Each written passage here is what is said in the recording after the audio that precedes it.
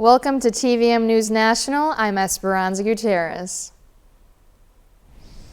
Presidential candidates are wrapping up for a big weekend. Race is a key issue for the Democrats in the Nevada caucuses, and the Republicans are going on the offensive in South Carolina. Reed Binion reports. Two parties, two states, and two big nominating contests. Voters head to the polls in South Carolina's Republican presidential primary in less than 24 hours.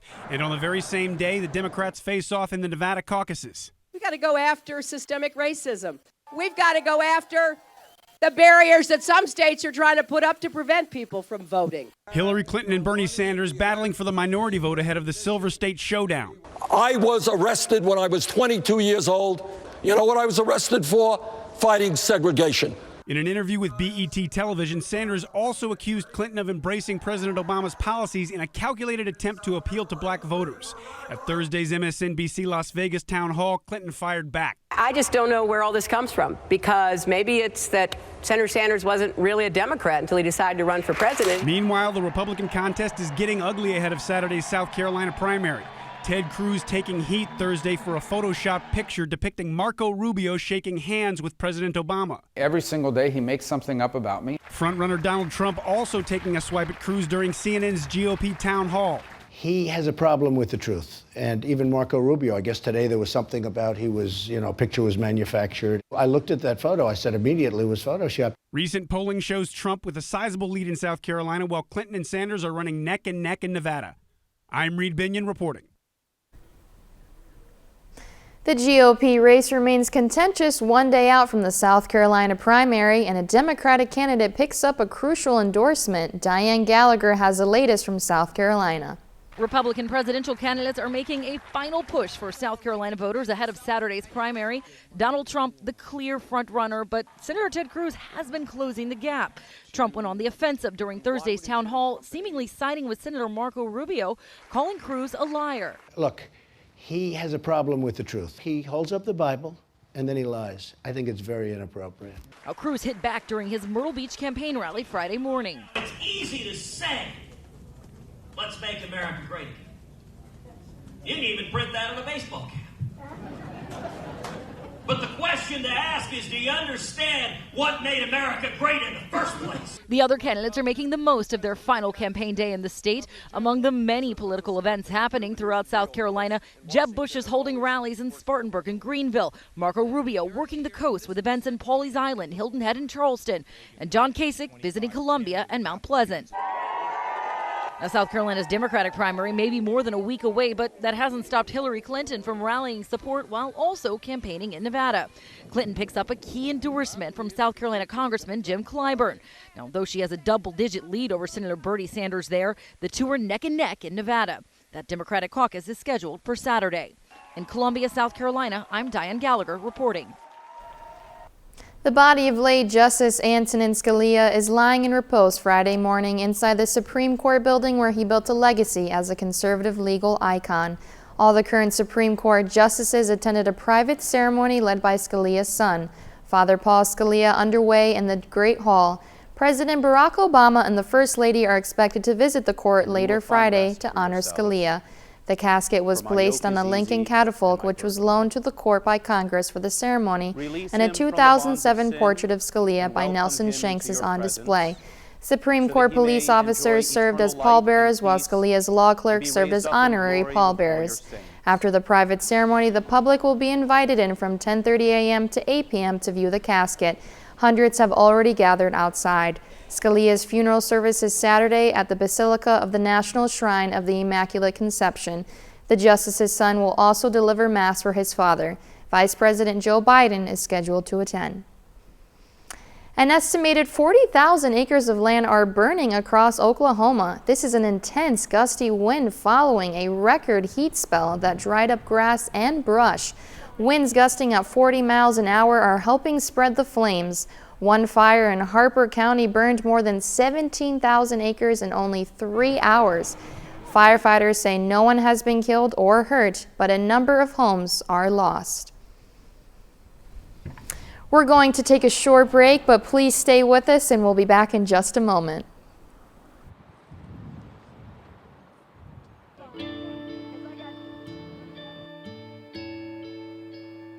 calls me googly eyes.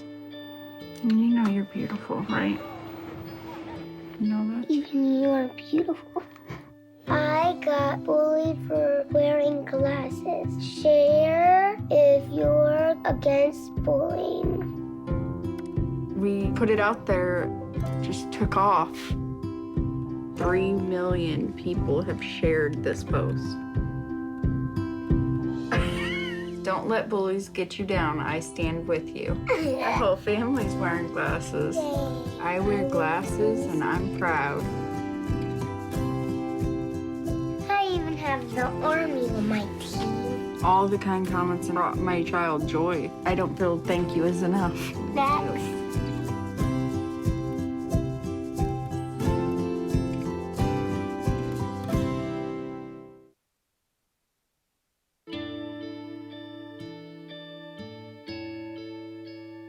Calls me googly eyes. You know you're beautiful, right? You know that? Even you are beautiful. I got bullied for wearing glasses. Share if you're against bullying. We put it out there, just took off. 3 million people have shared this post. Don't let bullies get you down. I stand with you. Our whole family's wearing glasses. I wear glasses and I'm proud. I even have the army on my team. All the kind comments brought my child joy. I don't feel thank you is enough. Thanks.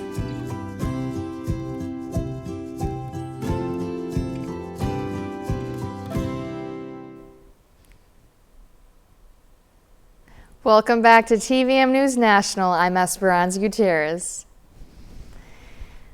A father who saved his daughter from their burning home is dead. Another man also died in the fire. 2 children were injured, one of them severely. Firefighters say a father of 3 who lived on the first floor carried his 9-year-old daughter to safety. He went back inside to look for the rest of his family and never came out again. His wife apparently carried their other 2 kids to safety.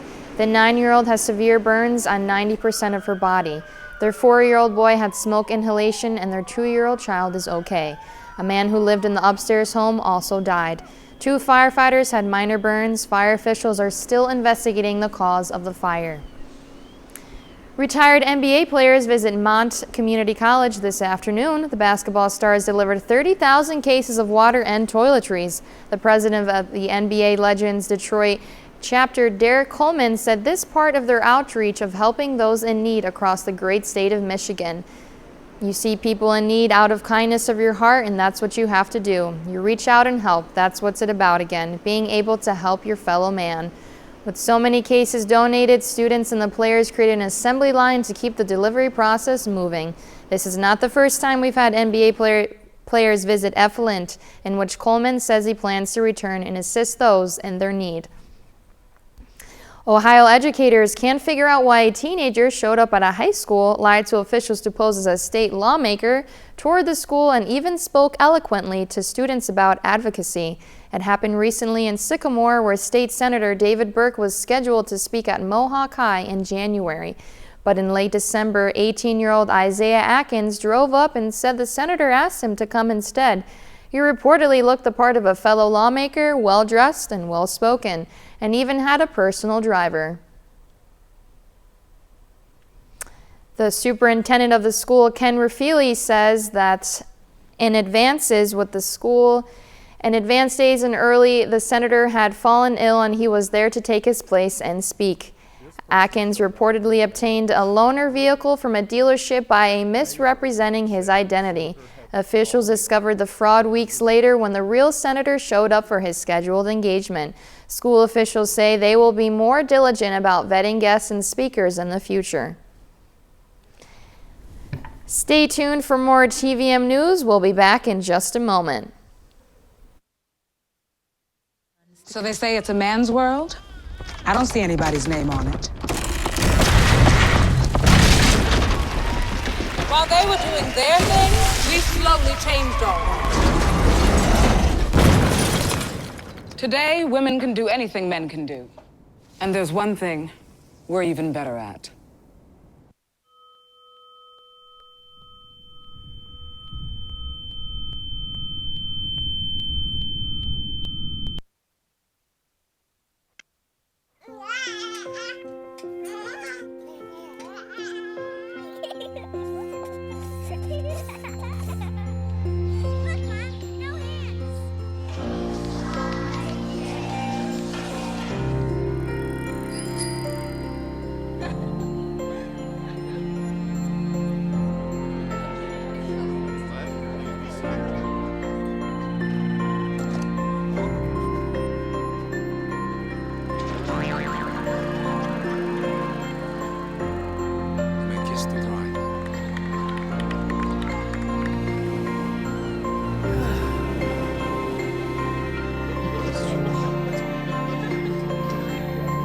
full life, measured in seats, starts with the right ones early on.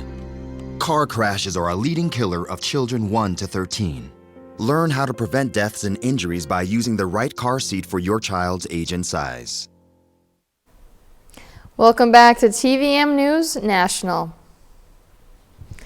U.S. warplanes carried out airstrikes Friday that targeted an ISIS base and a senior militant believed to be behind 2 deadly attacks against Western tourists in Tunisia last year. A senior U.S. official led Fox News, and the target of the airstrike was Noureddin Shoshan, a senior ISIS figure in Libya. A defense official speaking to the Associated Press that Shoshan was likely killed. The airstrike on the base in Sabratha, west of Tripoli, was carried out by F-15s. Local reports initially suggested that more than 30 people had been killed. However, it was not immediately clear how many ISIS terrorists were among the dead. Shoshan is thought to have directed the March 18th attack on the Bardo Museum in Tunis, in which 24 people were killed, many of them foreign tourists.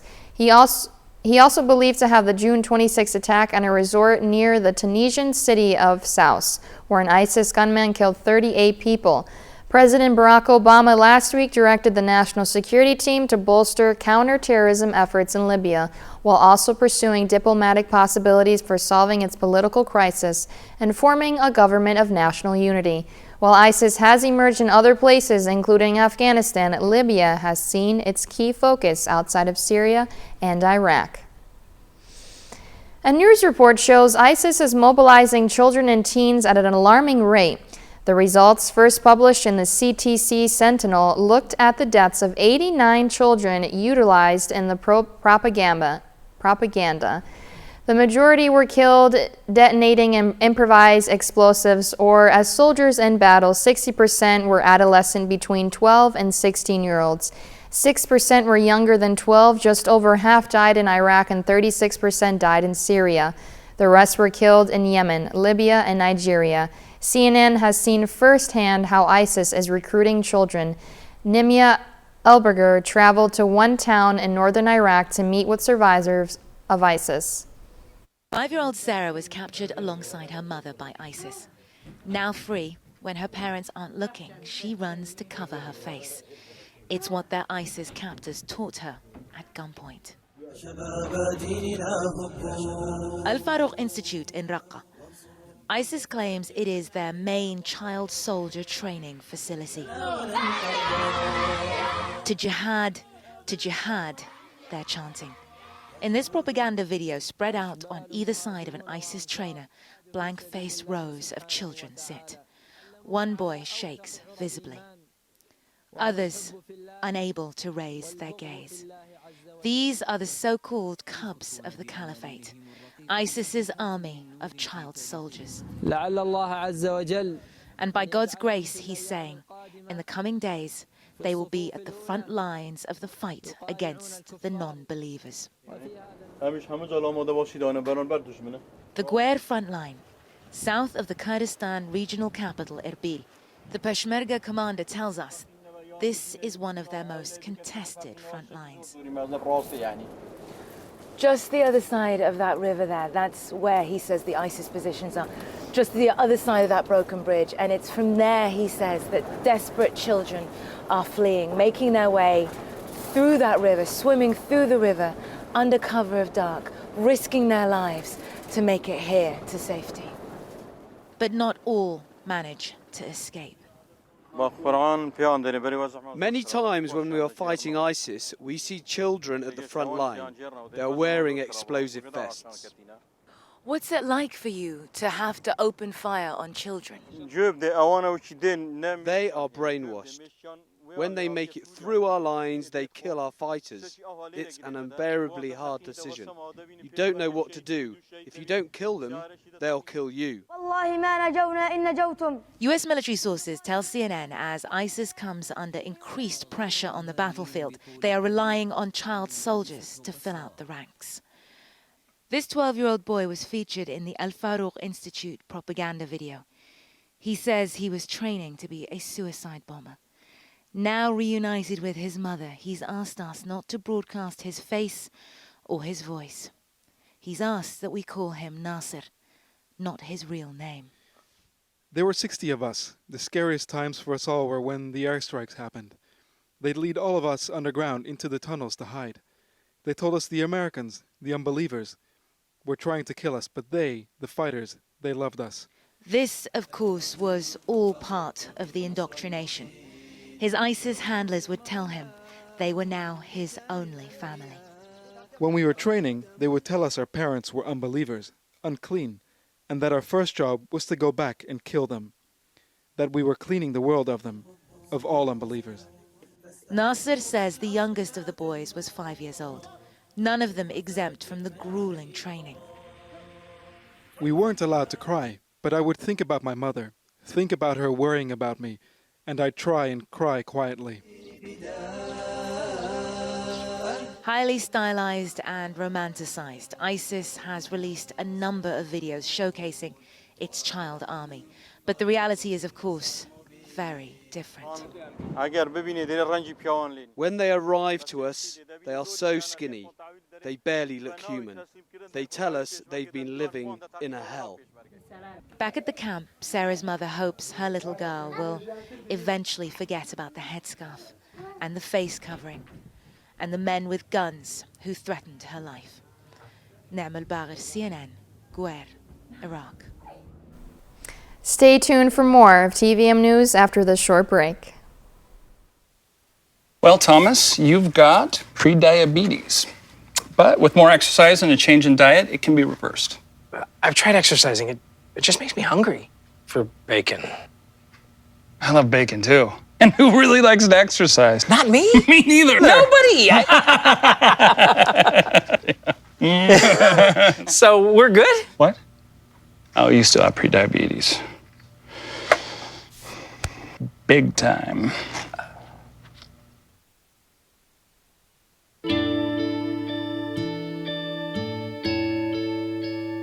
Calls me googly eyes.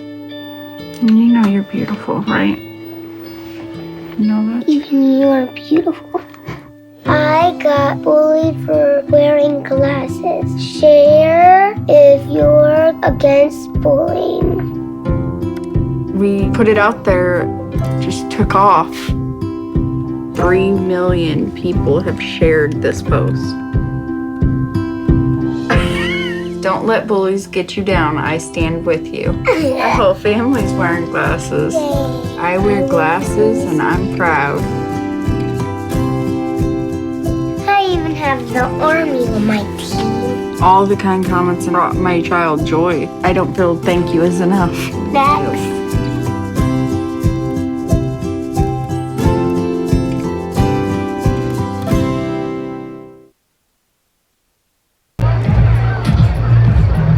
If you drive buzzed, it could cost you around $10,000. You'll face major legal fees, major fines, and steep insurance penalties. You could lose everything. Buzzed, busted, and broke, because buzz driving is drunk driving. TVM News National. What's happening in Hollywood? Shaking and quacking, swinging and missing, and some dancing news. David Daniel has the Hollywood Minute. Andrea's fault might go off. Everybody down! Brace yourself for a San Andreas sequel. The Hollywood Reporter says Dwayne Johnson, who played a helicopter search and rescue pilot in last year's blockbuster disaster movie, is coming back for seconds as the action goes global to the Ring of Fire, the region of fault lines and volcanoes circling the Pacific Ocean. When Dancing with the Stars returns next month, Julianne Hough won't be there. The dance champ turned judge tells People magazine she won't be on the panel for season 22, saying she has a lot of exciting stuff coming that I look forward to sharing. But she's not saying goodbye forever. Hough adds, I promise it's not the last you'll see of me in the ballroom. A 100-mile-an-hour fastball reaches the plate faster than the blink of an eye. And apparently it's not possible to make a baseball movie without Kevin Costner. The Bull Durham and For Love of the Game star narrates the documentary Fastball, about the showdown between hitter and pitcher that's at the heart of the game. The film takes the field in theaters and on demand March 25th. Play ball. In Hollywood, I'm David Daniel. On behalf of everyone at TVM News National, thank you for joining us, and we'll see you all next week.